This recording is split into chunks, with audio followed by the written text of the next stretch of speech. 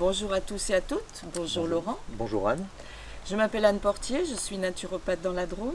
Je m'appelle Laurent Fay, je suis naturopathe aussi dans la Drôme. Alors j'aime bien dire éducateur de santé naturopathe, parce qu'on se rend compte qu'aujourd'hui les gens sont de plus en plus spectateurs de leur santé. Et ce qui va être intéressant, c'est qu'ils deviennent acteurs, c'est faire un travail de prévention santé. Et justement, nous, en naturopathie, on parle beaucoup de prévention active, c'est-à-dire qu'on est vraiment acteur Tout à fait. de notre santé. Alors, justement, au niveau de la détox, c'est une prévention active de toutes sortes de déséquilibres. Voilà. Alors, dans le corps, il y a des entrées et des sorties. Les sorties qu'on appelle les émonctoires. Voilà, c'est des portes de sortie naturelles du corps. Et il y a des entrées. Or, en Occident, normalement, les entrées et les sorties devraient s'équilibrer. Et en Occident, comme on a peur de manquer et que nos frigos sont pleins du début de l'année jusqu'à la fin, on a tendance à remplir, mais pas faire attention aux sorties. Et du coup, il y a un amoncellement de toxines et on peut s'encrasser plus facilement. Alors on le voit bien par exemple au niveau des intestins. Oui, alors, il y a 4 grands émonctoires, Oui. donc les intestins. Les intestins, il peut y avoir des encrassages spécifiques sur les intestins, par exemple la constipation, la diarrhée. Voilà. Il peut y avoir les reins. Les reins, alors après, c'est tout ce qui peut avoir, les conséquences qu'il peut y avoir d'un encrassage au niveau des reins, c'est les infections urinaires par exemple. Voilà. Il y a les poumons. Voilà, alors avec toutes les pathologies ORL, et les bronchites, enfin toutes les pathologies ORL qu'on découvre aussi chez les enfants très souvent. Et la peau. Et la peau avec toutes les pathologies peau, comme l'eczéma, le psoriasis, l'acné. Voilà. Et il y a un organe, je dirais très très important, qui dispatche aux différentes portes de sortie, qui est le foie. La sphère hépatique. Voilà, le foie c'est un gros filtre. Et on a un deuxième filtre, le rein. Et normalement, quand on a une voiture, on fait la vidange des 30 000 km. On fait les filtres, etc. Eh bien nous aussi, on va faire les filtres, normalement 2 fois par an, aux équinoxes, ou quand on peut, ou quand on en ressent le besoin. Voilà. Et ce qui est important, et c'est vrai que si ces révisions ne sont pas faites de manière régulière, on va créer un phénomène d'encrassage dans le temps et un phénomène inflammatoire, avec éventuellement des pathologies spécifiques qui vont venir se développer, comme de l'arthrite, comme de l'arthrose, comme des calculs rénaux. Alors c'est important de travailler au niveau de ces émonctoires. Et plus on sera encrassé, plus les virus, les bactéries, les parasites, les champignons vont adorer ce terrain encrassé et vont venir proliférer. Donc en fait, si le terrain est nettoyé, il y aura moins De pathologie. Voilà. Alors les 2 filtres, en fait, le foie, il travaille avec le gros intestin. Si ce filtre est un peu encrassé, le gros intestin ne travaillera pas correctement et du coup il va renvoyer aux poumons les problèmes. Et si le rein, qui est un autre filtre, est un petit peu encrassé aussi, il va renvoyer à la peau et on aura des problèmes. Toutes les pathologies Voilà. qu'on a vues, effectivement.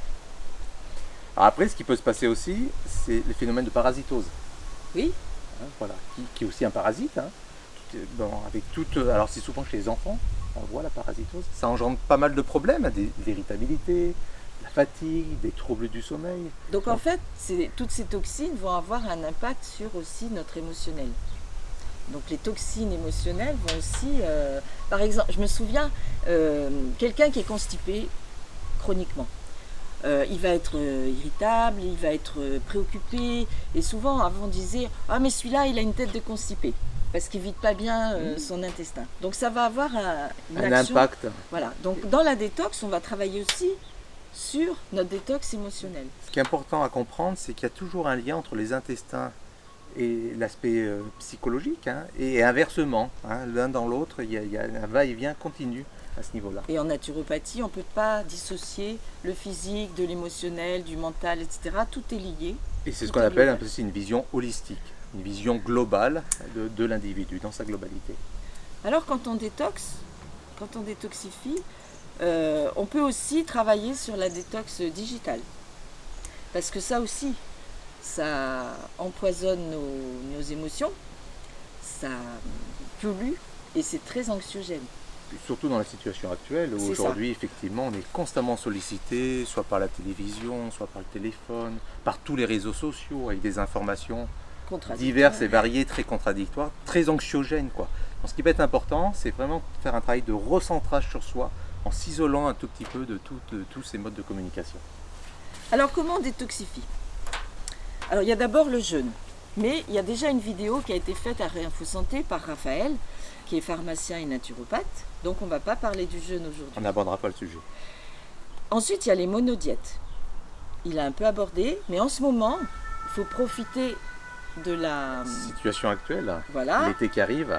Et on peut parler de 3 monodiètes. Donc d'abord le melon. Alors le melon.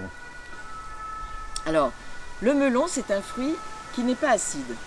C'est rare. Et 96% d'eau. Et cette monodiète est très facile à faire parce que on prend un melon le matin, un melon le midi, un melon au goûter, un melon le soir. Et si on a une petite faim, un melon. Voilà. Pour donc finir. Ça se fait très facilement et c'est un fruit qui est vraiment fait pour rincer. Et l'avantage aussi de ce fruit-là, c'est qu'il est très riche en eau, donc on a un sentiment de satiété qui est très rapide, on n'a pas faim sur ce type de cure. Voilà. Donc ça c'est en ce moment. Ensuite, on a aussi en ce moment les cerises. Ils sont ici. Alors la cerise, elle draine bien sûr l'intestin et les reins. Et puis l'avantage de la cerise, c'est qu'on va l'utiliser dans sa globalité. Ah. La cerise, on va manger. La queue de cerise qui va être très intéressant, qu'on va pouvoir utiliser par exemple en tisane, travailler sur la fonction rénale. Et on peut même utiliser le noyau, et oui, qu'on pourra effectivement laver, faire blanchir et après réutiliser éventuellement pour faire des cataplasmes. Pour chauffer. Pour faire une bouillotte au noyau de cerise par exemple, pour chauffer un foie ou un autre organe. D'accord. Et puis il y a la pomme. Et la pomme. On a toute l'année. Alors l'avantage de la pomme, effectivement, c'est un produit qu'on trouve toute l'année. Hein. Donc voilà. On peut faire sous forme de compote, qu'on peut faire sous forme de pomme cuite. Alors elle est surtout utilisée pour le drainage du foie et de la vésicule biliaire. Principalement. Et pareil, la pomme, quand on a mangé 2 pommes, on n'a plus faim. Voilà. Alors là on ne mange pas la queue, ni les pépins. Mais on mange la peau. On a quand même de quoi manger. Et du coup on prend des fruits bio bien entendu. De préférence, oui, tout à fait. Alors après les monodiètes, alors des monodiètes il y en a pléthore, celle-là c'est celle du moment. Mais sinon on peut aussi prendre pendant 5 jours que des fruits et des légumes crus et cuits. Et ça, c'est facile à faire quand on travaille. Donc on supprime tout le reste, que des fruits, des légumes crus et cuits. Voilà. C'est très possible à faire. Sinon, il y a le jeûne intermittent. Alors le jeûne intermittent, il va être intéressant à condition qu'on ait un laps de temps. Donc le but, c'est cette notion d'intermittence qui est entre 15 et 16 heures entre les repas. L'objectif vraiment de ça, c'est de relancer les fonctions enzymatiques. Donc par exemple, on mange le matin et le midi et pas le soir. Oui. Ou bien le Ou midi inversement, et le soir, voilà, et pas on mange le soir et pas le matin, et on a les 15 à 16 heures. Si tout cela n'est pas possible, il reste encore la phytothérapie et d'autres outils naturopathiques. Et alors, on va commencer par les plantes du foie. Ouais. Donc on commence par l'hydrolat de carotte. Alors ce sont les graines de carotte qui sont distillées et dans l'essentiel on récupère l'huile essentielle et en dessous il y a l'hydrolat, donc c'est de l'eau de la distillation avec 1% d'huile essentielle. Donc c'est un outil thérapeutique qui va être très intéressant de pouvoir utiliser, qu'on peut utiliser chez les enfants, chez les adultes, même chez des personnes fragiles ou âgées, qui ont même des pathologies, il n'y a aucun risque d'utiliser ce type de produit. Donc ça c'est plutôt foie et peau. Foie-peau. Voilà. Après on a le citron. Le citron. Alors ce citron il est un peu magique parce qu'il est très intéressant. Le citron par exemple le matin, on peut très bien imaginer un petit peu d'eau tiède et un jus de citron, une espèce de grand nettoyage dès le matin. Et on peut l'utiliser, faire aussi en tisane. Tout à fait. Il y a plein de manières d'utiliser ce citron-là. Et on dit que si le foie pouvait parler, il réclamerait du citron. Un petit peu tous les jours. Voilà. Ensuite on a le romarin. Le romarin. Alors le romarin, c'est une plante qui est extraordinaire parce qu'elle travaille, elle stimule les cellules du foie et en même temps elle draine. Et c'est un anti-fatigue. Donc ça agit sur le foie et la fatigue parce qu'on sait qu'un foie fatigué donne de la fatigue physique. Engendre une fatigue physique. Donc le romarin, c'est facile, ça se trouve souvent dans les jardins. Et c'est vraiment une plante très intéressante pour le foie. Après on a l'artichaut. Alors l'artichaut, c'est pas le fruit. Le fruit il se mange, il est très bon. Il est très bon, mais dans les cures d'artichaut, alors le fruit c'est pour des prébiotiques. Voilà. Ça travaille pour faire une bonne flore intestinale. Mais ce sont les feuilles qui sont soit en jus, soit en décoction, soit en gélule, soit en extrait de plantes fraîches. C'est pas très bon les feuilles d'artichaut. Non. Mais c'est cette partie qui est active dans la plante et ça travaille sur le foie, la digestion et souvent les maux de tête, la circulation. Toute la sphère hépatique. Voilà. Ensuite, on a le radis noir. Alors, le radis noir, ça c'est un légume extraordinaire aussi. Bien souvent, les gens le préparent ici avec du gros sel et de l'huile d'olive pour qu'il soit moins fort. Mais surtout, ne pas enlever la peau, parce que c'est dans la peau qu'il y a le soufre. Et on peut l'associer au citron. Tout à fait. Alors, c'est spécifique foie vésicule biliaire et problème ORL, la toux, les rhumes à répétition. Ça vient fluidifier un petit peu toutes les mucosités. Ensuite, on a le pissenlit. Le pissenlit. Alors, le pissenlit, c'est pas les feuilles qu'on peut manger dans la salade, mais c'est la racine. Alors, il ne s'agit pas de manger les pissenlits par la racine sous la terre. On est bien d'accord. C'est la racine de pissenlit qui se fait soit en décoction, soit en extrait de plantes fraîches, soit en gélule, etc., soit en tisane. Donc ça, c'est spécifique foie et rein. Donc ça travaille sur les 2 filtres quand même. Après, qui travaille sur les 2 filtres, il y a le bouleau. Donc le bouleau, ça peut être la feuille, ça peut être l'écorce, ça peut être la sève, ça peut être le bourgeon. Selon les périodes, les saisons. Selon les périodes. Et le bouleau travaille sur le foie et sur le rein. L'aubier tilleul du roussillon également. Donc l'aubier, c'est ce qui est entre l'écorce et le tronc. Ouais. Ça ne se fait pas en tisane. En décoction. Voilà, ça veut dire... On fait bouillir longuement tout ça. Voilà. Et une quinzaine de minutes. Voilà. Et après, on le boit sur la journée. Et après, on répartit un petit peu sa prise sur la journée, effectivement. Ensuite, on a l'ortie. Alors, l'ortie, ici. Alors, c'est pas la racine cette fois, c'est les feuilles. Qui travaille sur le rein, ne te pique pas. Non. Sur le rein, et puis qui est en même temps reminéralisant. Un grand reminéralisant, voilà. Très très riche. La fumeterre, alors la fumeterre, c'est une petite fleur, on appelle ça des mauvaises herbes, hein, mais la fumeterre, c'est une plante qui travaille sur le foie, la peau et les poumons. C'est quand même un spectre large. Voilà. Le plantain. Le plantain. Alors le plantain est plus spécifique du poumon. Alors on a le plantain lancéolé et le plantain major. Bon, celui-là c'est du lancéolé. Alors ça travaille donc plutôt sur foie-poumon. Et puis on a la bardane. Qui est juste ici. Et qui est en racine. Alors c'est pas très bon. C'est pas la feuille de bardane. Hein. C'est dommage parce qu'il y a un bon rendement. C'est la racine. C'est la racine. Spécial peau. Spécial foie, rein, peau. Et puis, donc tout ça, c'est des plantes qui sont pour le foie, les reins, etc. Mais c'est pas exhaustif. Il y en a d'autres aussi. Et ensuite, on a les intestins. Alors, les intestins avec la mauve qui se fait en tisane, qui adoucit les muqueuses et qui aide au transit. C'est plutôt une tisane agréable à boire, elle. Tout à fait. Et qu'on peut associer au psyllium. Alors, le psyllium, dans le temps, on appelait ça les graines de longue vie.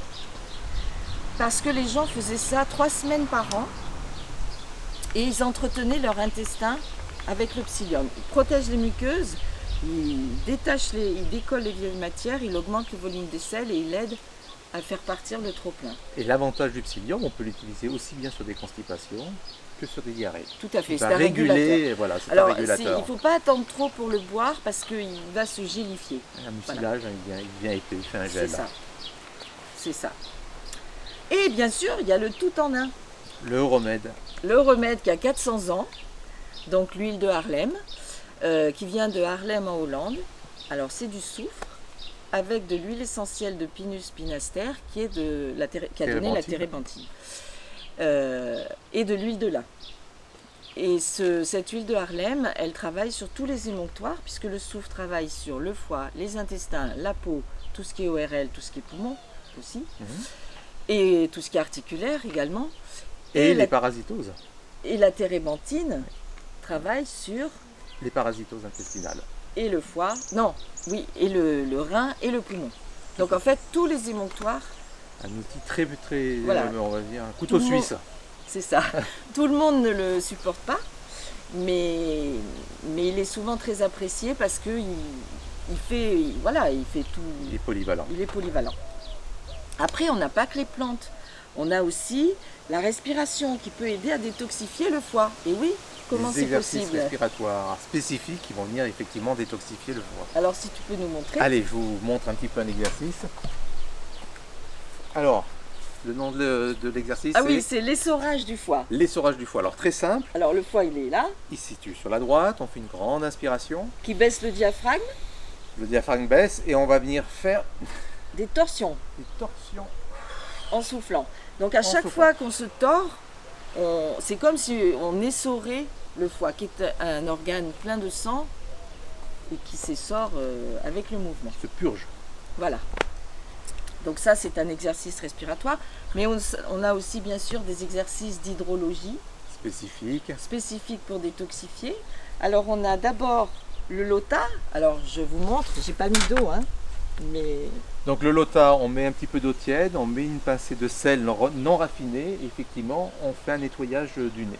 voilà. Donc Anne Donc, va vous montrer un petit on peu met la... le dos bien droit, on se regarde dans la glace, c'est toujours mieux. On penche la tête sur le côté, on verse, ça coule de l'autre narine et ensuite on fait l'inverse de l'autre côté.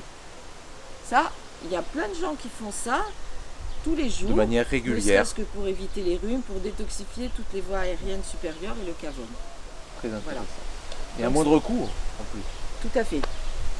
Donc ça, c'est une possibilité. Bien sûr, on a le sauna quand on peut, pour les glandes sudoripares, pour éliminer de la sueur. On a le hammam pour les glandes sébacées, donc c'est pas les mêmes glandes, et qui est spécifique des pays plus chauds, sauna spécifique des pays plus froids. Comme nous, on est au milieu, ben, c'est sûr qu'on peut faire les deux, mais pas en même temps. Mais pas en même temps. Et puis il y a les bouillottes. Voilà. Alors bouillotte traditionnelle, hein, bouillotte d'eau, par exemple d'eau chaude, ou les noyaux de cerise comme on l'a évoqué tout à l'heure, ou des bouillottes de ce type-là. Donc un produit qu'on va finir faire chauffer, puis qu'on va venir positionner effectivement sur son foie, qu'on va garder au moins 20-30 minutes pour que ce soit efficace, Ouais. pour qu'il y ait vraiment un travail Parce qu'on intéressant. sait bien que le foie, il travaille mieux à 42 degrés, il lui faut du chaud et de l'humide. Voilà. D'où l'importance de cette bouillotte. Après, pour les intestins, on peut aussi avoir affaire à la poche à lavement. Bon, c'est pas très compliqué, Non. mais c'est vrai qu'il y a des gens qui sont adeptes du lavement une fois tous les 10 jours ou une fois par mois. Et pour ceux qui veulent aussi, alors ça, c'est une poire rectale. En fait, c'est pour des gens qui vident leur intestin, mais jamais entièrement. Ils croient toujours qu'ils en ont encore.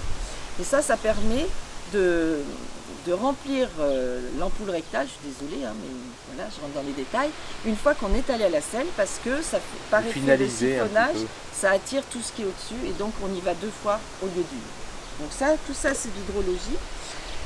Voilà, après il y a les exercices physiques, et puis tout ça, ça permet de se recentrer, d'être mieux dans sa tête, Et comme on dit, bien dans son corps, bien dans sa tête. et inversement. Et inversement.